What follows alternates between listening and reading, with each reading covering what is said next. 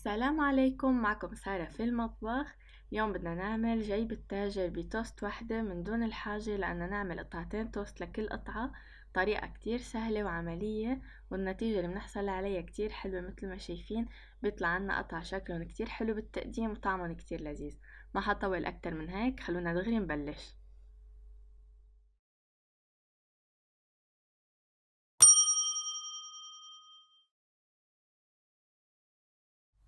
اول شي بنبدأ بتحضير الحشوة. هنعمل حشوة كتير لذيذة بتتقدم باردة، يعني ما في داعي لتسخينها، كتير لذيذة وسهلة. بيلزملنا نصف كيلوغرام من صدور الدجاج مسلوقين. بدي اطحنهم حتى يصيروا شرائح رفيعة.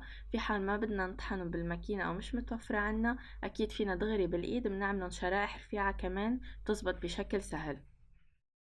منوقف عند هيدا القوام حتى نقدر نخلطه مع باقي المكونات وينحط جوا قطع التوست بسهولة. هلأ بدنا نعمل الحشوة ونخلط المكونات مع بعضها على البارد من دون أي تسخين. بنحط صدور الدجاج المسلوقة اللي طحناها، بضيف عليهم 3 قطع من الكبيس أو المخلل، بقطعه لمكعبات صغيرة، ومنضيف بالتدريج حتى نوصل لنحن الكمية اللي منحبها جوا الحشوة. ومنضيف كمان درة منضيفها على النظر مثل ما شفتوا، بتحسوا دغري انتو الكمية اللي بدكن اياها. بالإضافة ل3 ملاعق كبار مليانين من المايونيز وشوية خردل على النظر. الخردل أنا كتير بحبه بهيك حشوات فبكتر منه، فاللي بيحب نكهة الخردل يكتر، واللي ما كتير بيحب يحطه شوي، يعني حسب الرغبة مثل ما قلنا على النظر. وهلأ بدي ضيف عليهم حصين من الثوم المهروس مع رشة ملح حسب الرغبة، وبدنا نحط رشة فلفل أسود ورشة 7 بهارات ورشة بابريكا.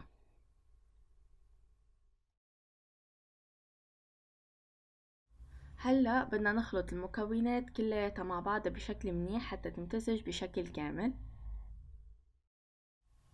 بس نحس عبالنا نضيف زيت زيتون منضيف شوي شوي حسب الرغبة، ما منكتر كتير، بتسهل كمان علينا الخلط أكتر. طبعا نتذوق الحشوة، بنشوف إذا عبالنا نزيدلها مايونيز أو عبالنا نزيدلها خردل مثلا أو نوع معين من البهارات.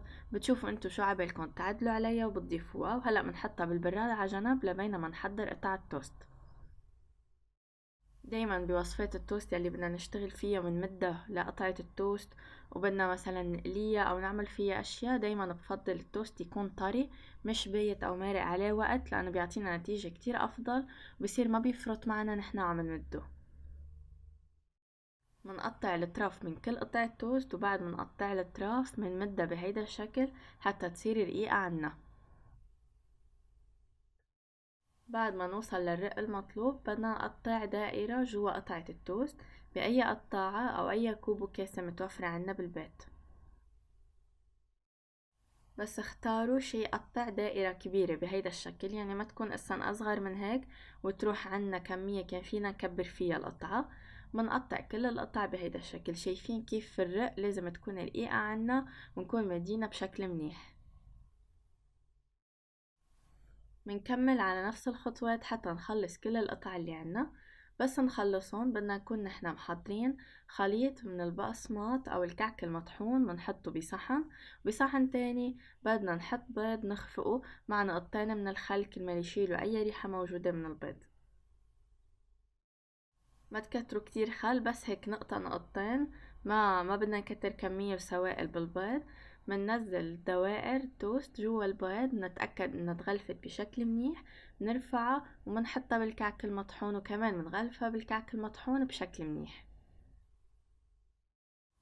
بعد ما نغلفها بدنا ناخدها كمان من اي زوائد معلقة عليها، وهيك منكمل على كل القطع حتى يصيروا جاهزين للعلي.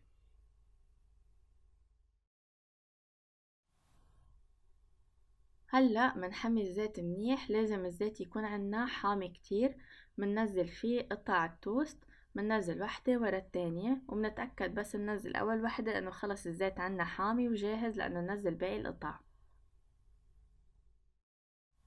ما بتاخد وقت كتير عنا، بتبلش تنتفخ وبتبلش تاخد لون ذهبي وبتصير جاهزة لأنه نرفع من الزيت. ما منكتر كتير عليها حتى ما تصير كتير قاسية.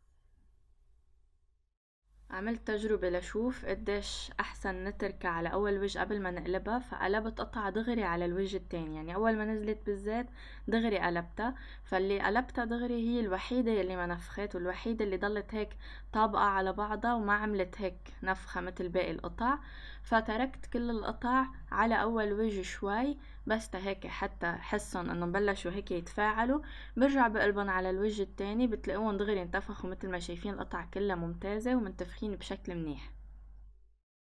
شايفين كيف اوقات الوصفة كلها بنكون عم نعملها منيح وبيكون كل القطع بتشبه بعضها، وشوفوا كيف كل القطع مشي حالها، بس من ورا خطوة صغيرة او شي بالحرارة او شي عملناه فبتتغير الوصفة. كرمال هيك دايما بقول انه في تفاصيل ما نقفيها ونضلنا نمشي عليها لانه عن جد تفرق بنجاح الوصفة. بنصحكن تقطعوها بقطعة البيتزا بالنص بهيدا الشكل لأنها دغري بتقطعها، أو أي سكينة حادة عندكن منيح تقطعها بشكل منيح، ما بدنا سكينة تفرفطها وتكون صعبة بالتقطيع. وكمان حقطع قدامكن قطعة التجربة يلي ما نفخت حتى تشوفوها كمان كيف من جوا. بس على فكرة كمان كتير لذيذة، بس أكيد ما بتنفع كرمال وصفتنا وكرمال نحشيها. فمثل ما قلنا بتنزلوهم بالزيت تتركوهم شوي على أول وجه بس هيك حتى تحسوا انه صار في تفاعل، تقلبوهم على الوجه التاني حتى ياخدوا الانتفاخ الكامل.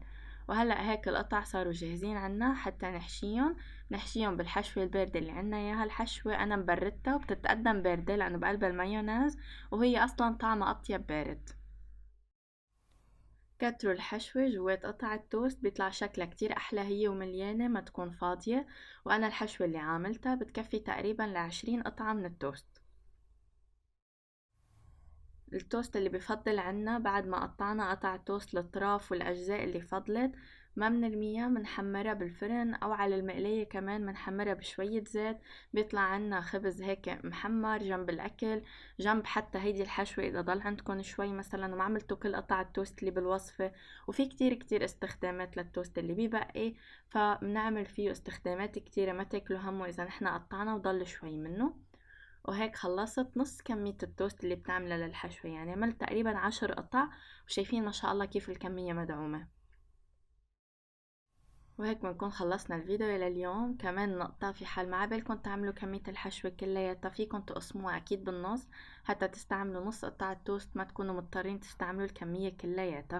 إن شاء الله يكون عجبكم الفيديو. فعلا وصفة جدا لذيذة وكتير بنصحكم تجربوها وتعطوني رأيكم فيها. صحتين وهنا.